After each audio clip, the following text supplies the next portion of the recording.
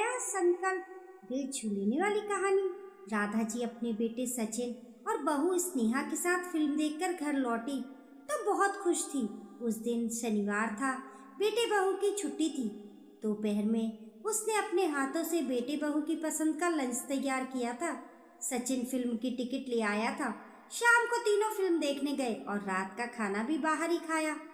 Film बहुत अच्छी थी। रास्ते भर कार में तीनों फिल्म पर चर्चा करते रहे।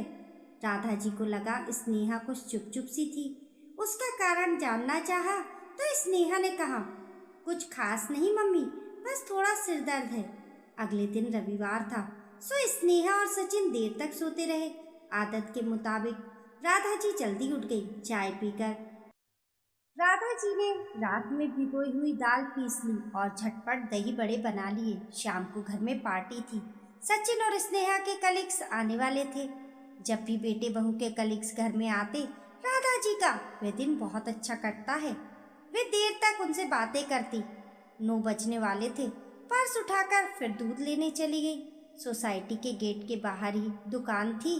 दूध लेकर वह वापस लौटी तो उसे लगा सचिन और स्नेहा जाग चुके हैं। वह उनके कमरे की ओर बढ़ी। तभी स्नेहा की आवाज़ उनके कानों में पड़ी।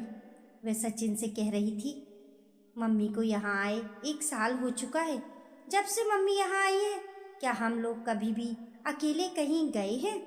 हर वक्त हर जगह मम्मी साथ होती हैं। क्या मेरा मन नहीं करता कभी बस मैं और तुम? कैसी बातें करती हो स्नेहा? तुम जानती हो पापा के जाने के बाद मम्मी कितनी टूट गई थी। अभी तो वो जरा संभली हैं और तुम ऐसी बातें कर रही हो। प्लीज सचिन, मुझे गलत मत समझो। मुझे मम्मी के दुख का एहसास है। तभी तो मैंने इतने दिनों से तुमसे कुछ नहीं कहा। साथ ही मैं ये भी मानती हूँ कि जितना मम्मी मेरा ख्याल रखती है उतना कोई सास नहीं रख सकती। लेकिन सचिन, तुम ये क्यों नहीं समझते कि हमें भी प्राइवेसी की ज़रूरत है? रिश्तों में कुछ बैलेंस तो तुम्हें रखना ही चाहिए। अब मैं भी क्या करूं स्नेहा? मम्मी का कोई सर्कल भी तो नहीं है जिसमें वह बिजी रह सके।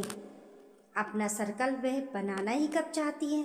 हमारी सोसाइटी के कितने बुजुर्ग महिलाएं सुबह शाम पार्क में आकर बैठी हैं। मम्मी चाहे तो उनसे मेलजोल बढ़ा सकती हैं, लेकिन वह अकेले कहीं जाना ही नहीं चाहती। धीरे बोलो स्नेहा, मम्मी कहीं सुन ना ले। मम्मी दूध लेने गई हैं, स्नेहा निश्चिंता से बोली। राधा जी को लगा पूरा घर जैसे घूम रहा है। उसने दीवार का सहारा ना लिया होता तो शायद चक्कर खाकर गिर ही पड़ती। लड़खड़ाती हुई वह बाथरूम में चली गई और दरवाज़ा बंद करके नल खोल दिया ताकि पानी के शोर में कोई उनका रोना ना सुन सके। आज तक उसे लगता था बच्चे उसके सानिध्य में खुश हैं, लेकिन आज पता चला कि उसे साथ रखना उनकी व्यवस्था है। तो क्या स्नेहा का उसे स्नेह से रखना, उसकी ज़रूरत का ख्याल रखना, ये सब दिखावा है? इसमें लेश मात्र भी सच्चाई नहीं। उसे लगता था सचिन और स्नेहा के साथ उसका शेष जीवन आराम से कट जाएगा, पर नियति हमेशा से ही उसके साथ अजीब खेल खेलती रही है। वे सोचती कुछ है और होता कुछ और है। पता नहीं क्या लिखा है उसके हाथ की इन आड़ी तिरछी लकीरों में कि सुख हमेशा उससे 2 कदम आगे चलता है। विजय का उसे यूं असमय छोड़कर चले जाना इस बात का प्रमाण है कि उसकी किस्मत में सुख है ही नहीं। विजय जब तक नौकरी में थे बेहद व्यस्त रहते थे। उनके साथ वक्त गुजारने की, अपने सभी अधूरे अरमान पूरे करने की ख्वाहिश लिए वह उनके रिटायरमेंट की प्रतीक्षा कर रही थी। विजय रिटायर हुए पर अधिक दिनों तक राधा जी का साथ न निभा सके। 2 माह बाद ही मौत के क्रूर हाथों ने उन्हें उससे छीन लिया। इस तब से राधा जी फटी फटी आंखों से बस देखती रह गई थी। कब दिल्ली से सचिन और स्नेहा आए, कब विजय का अंतिम संस्कार हुआ, उसे कुछ पता नहीं चला। होश तो तब आया जब सब कुछ समाप्त हो चुका था। रिश्तेदार जा चुके थे। सचिन और स्नेहा ने उसे अपने साथ दिल्ली ले जाना चाहा, लेकिन वे नहीं मानी। पिछले 20 वर्षों से वे उस घर में रह रही थी। वहाँ की आबो हवा में विजय की सांस रची बसी हुई थी। कितनी यादें जुड़ी थी उस घर के साथ। इन्हीं यादों के सहारे वे अपना शेष जीवन गुजारना चाहती थी, पर अकेले रहना इतना सहज भी नहीं था। सूना घर उसे काटने को तोड़ता। अकेले के लिए खाना बनाने की भी उनकी इच्छा नहीं होती थी। उधर माँ की चिंता में सचिन भी अपने काम पर ध्यान नहीं दे पा रहा था। कुछ दिनों में ही वे बीमार पड़ गईं। तब सचिन और स्नेहा ने उनकी एक ना सुनी। महीने भर में उन्होंने अपने घर को बेचा और उसे अपने साथ दिल्ली ले आए। कुछ माह तक तो यहाँ पर भी उनका मन उचटा ही रहा। बेटा बहू दोनों इंजीनियर थे। सुबह ऑफिस के लिए निकलते और शाम तक घर आते थे। सारा दिन वे अकेली बड़ी बोर हो जाती थी। स्नेहा ने कई बार कहा भी कि वह आसपास वालों से मेलजोल बढ़ाए, सुबह शाम घूमने जाया करें, किंतु उसका दिल ही नहीं लगता था अकेले कहीं जाने का। अपनी ओर से तो सचिन और स्नेहा माँ को प्रसन्न रखने का भरसक प्रयास करते। स्नेहा उनके लिए मैगजीन लाकर रखती। शनिवार या रविवार को तीनों कभी फिल्म तो कभी कभी कहीं घूमने निकल जाते। अब तो उनके कलीग्स भी राधा जी से काफी घुल मिल गए थे। कुल मिलाकर नए माहौल में वह रच बस गई थी। जिंदगी की गाड़ी एक बार पुनः पटरी पर आ गई थी। बेटे बहू के घर में वह सुख का अनुभव करने लगी थी, किंतु आज स्नेहा के एक ही वाक्य ने उनके शांत हो चले जीवन में हलचल मचा दी थी। काश जो कुछ भी उसने सुना वह सच न होता। उसका मन विरक्त से भर उठा था। दुनिया में कुछ भी अपना नहीं है। नाते रिश्ते सभी स्वार्थ की बुनियाद पर टिके हुए हैं। अच्छा ही हुआ जो उसका भ्रम टूट गया। कम से कम अब स्वयं को बेटे बहू पर थोपेगी तो नहीं। ना जाने कब तक वह विचारों के ताने बाने में खोई रहती कि स्नेहा ने दरवाज़ा खटखटाया। उसने आंसू पोंछे, मुंह धोया और दरवाज़ा खोल दिया। ओ मम्मी, मैंने कितनी आवाज़ दी आपको, जल्दी से आइए, मैंने आपकी पसंद की गर्मा गर्म जलेबी मंगवाई है। बोलते बोलते यकायक रुक गई स्नेहा। गौर से उनका चेहरा देखते हुए बोली, मम्मी आपकी तबीयत खराब है क्या? आंखें लाल हो रही हैं। उसकी बात को अनसुना करती हुई वे अपने कमरे में चली गईं। बुद्धि तो कह रही थी उसे अपना व्यवहार सामान्य रखना चाहिए, ताकि बेटे बहू को पता न चल सके कि उसने उनकी बातें सुन ली है, लेकिन मन साथ नहीं दे रहा था। यहाँ तक कि खाना भी वे ठीक से नहीं खा पाई। सारा दिन अनमनी सी रही। रह रहकर विजय की याद आती रही। काश वो आज होते तो उसे यूं बेटे बहू पर आश्रित न होना पड़ता। शाम के 6 बजने वाले थे। मन में विचार कौंधा। फिल्म साथ जाने में स्नेहा को ऐतराज है। हो सकता है उसका यूं उनके मित्रों के बीच बैठना भी उसे नागवार लगता हो।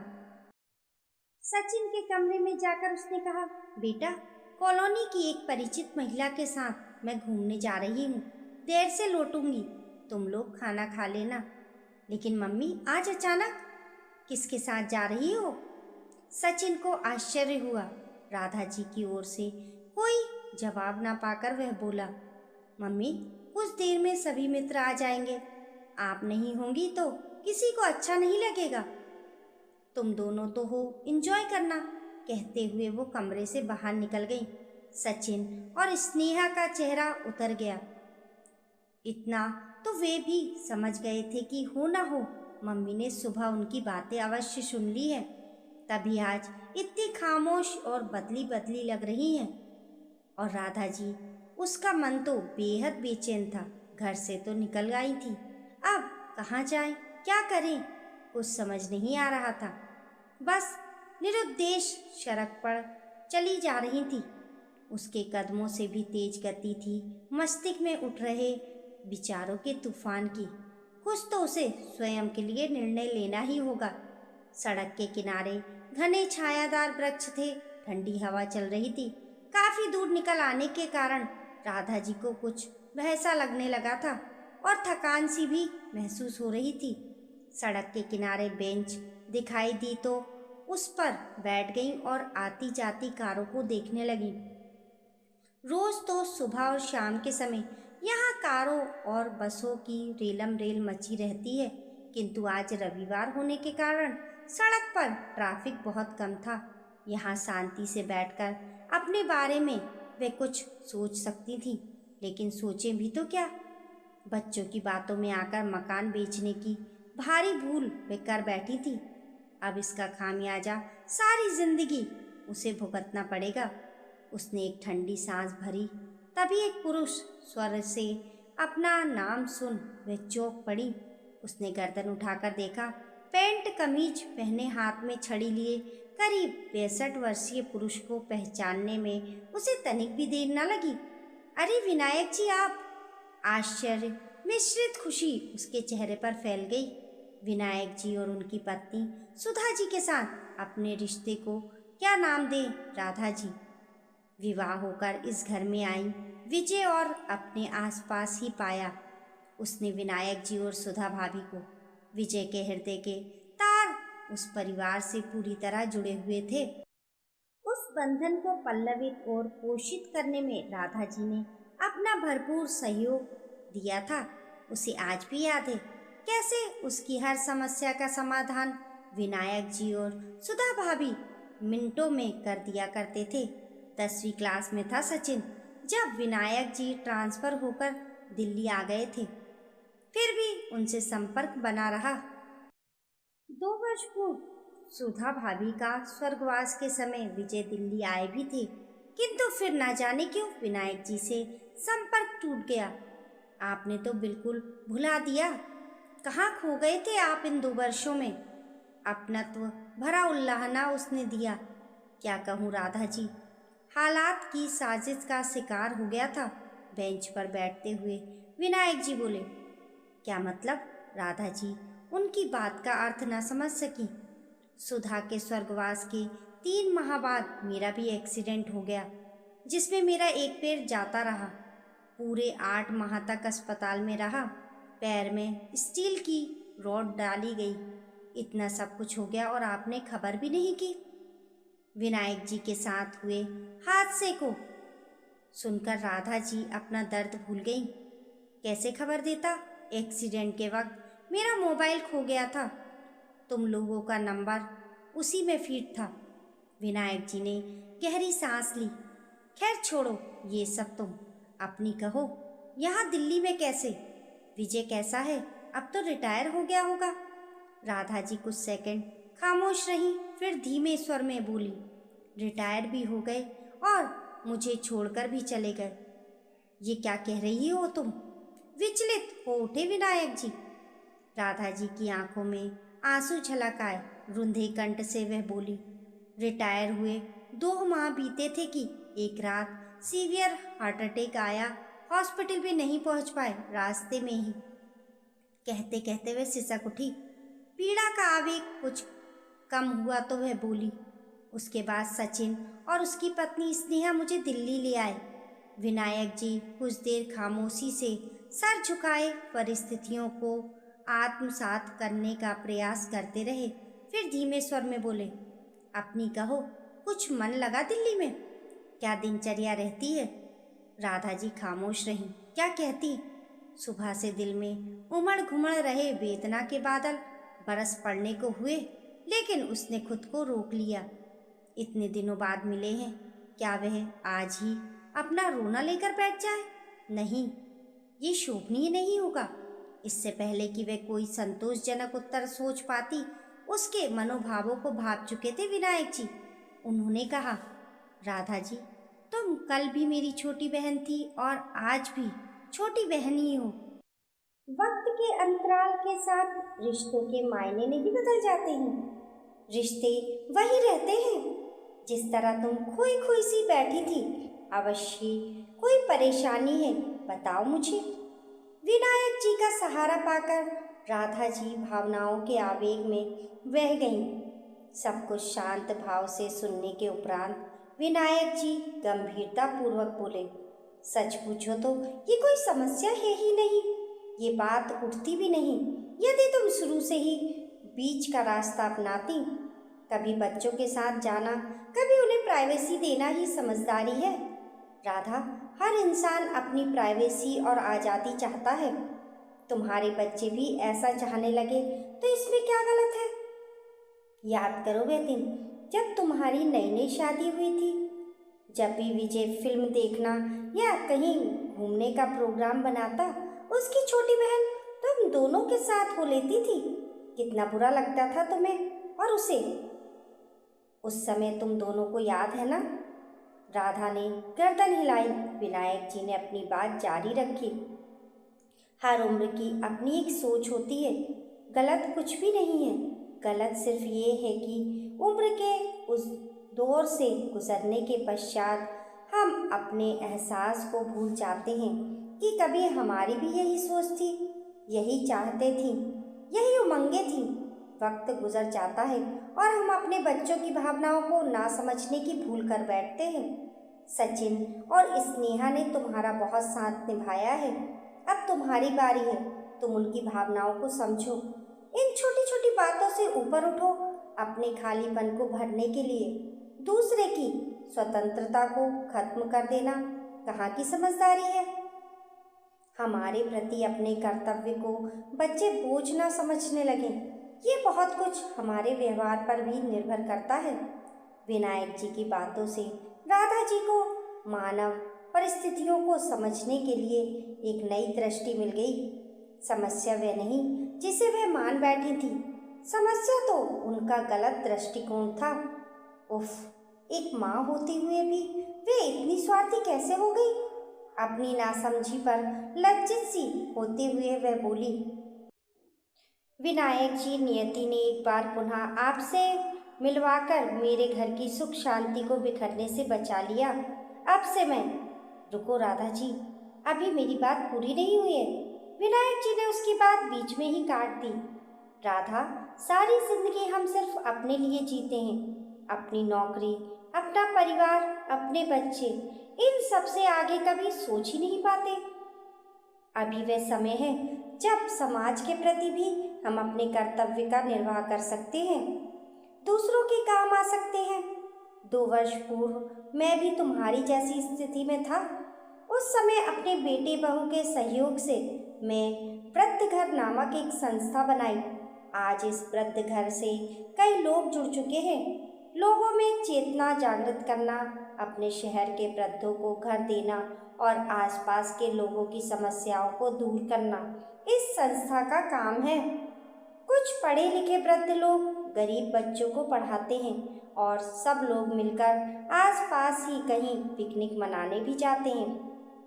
राधा, तुम इस को ज्वाइन करोगी तो नए नए लोगों से मिलने से तुम्हारा समय भी अच्छा कटेगा और लोगों की समस्याओं से जुड़ने से तुम्हारी सोच की दिशा भी बदलने की, किसी के काम आने पर आत्मसंतुष्टि तो मिलती ही है, साथ ही जीने का एक मकसद भी मिल जाता है। लीक से हटकर कुछ अच्छा करने से तुम्हारे बच्चों को भी तुम पर गर्व होगा। विनायक जी की बातों से राधा की आंखों में नई चमक पैदा हो गई। उसे जीने की एक नई राह मिल गई थी। विनायक जी, आप घर चलिए। सचिन आपको देखकर बहुत खुश होगा। राधा, मैं कल तुम्हारे घर अवश्य आऊँगा। राधा ने उन्हें अपने घर का पता बताया। काफ़ी देर हो चुकी थी, उसे लग रहा था बच्चे परेशान हो रहे होंगे। विनायक जी से विदा लेकर राधा तेज कदमों से घर की ओर चल पड़ी। ये कदम उसे घर की ओर ही नहीं, एक नए संकल्प के साथ नई मंजिल की ओर भी ले जा रहे थे। दोस्तों, आपकी इस कहानी के बारे में क्या राय है? हमें कमेंट करके ज़रूर बताएं और कहानी पसंद आने पर लाइक और शेयर करें। ऐसी ही अच्छी अच्छी कहानियों के लिए चैनल को सब्सक्राइब करना ना भूलें। मिलते हैं फिर एक नई कहानी के साथ। तब तक के लिए नमस्कार।